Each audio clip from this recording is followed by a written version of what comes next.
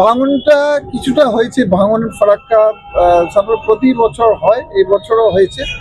আমাদের পার্টি প্রায় 1000 খানি টার্পুলিন দিয়েছি গরিব লোকদের জন্য। সেটা প্রত্যেক অঞ্চল থেকে লোকদেরকে ডাকা হয়েছে।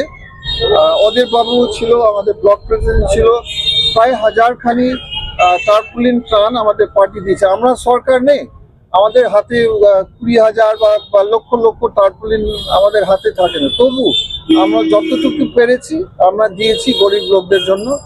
এই এই যে রোজ হচ্ছে ভাঙনটা, আমি বলবো কেন্দ্র সরকার, রাজ্য সরকার এই বিষয়টা সঠিক সিরিয়াসলি নিচ্ছে না, যত সিরিয়াসলি নেবার উচিত।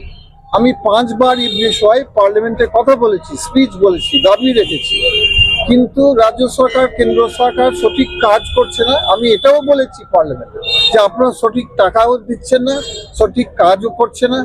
তার জন্য মালদা, মুর্শিদাবাদ এই দুটো ডিস্ট্রিক্ট প্রায় সব ব্লকে আমাদের ভাঙন হচ্ছে। আর এই ভাঙন রুখাবার জন্য দুটোই সরকারকে আমি দায় দিব যে আপনারা দুই সরকার আপনারা সিরিয়াস হন, না হলে আরো মানুষের বাড়ি, আরো স্কুল ডুবে যাবে।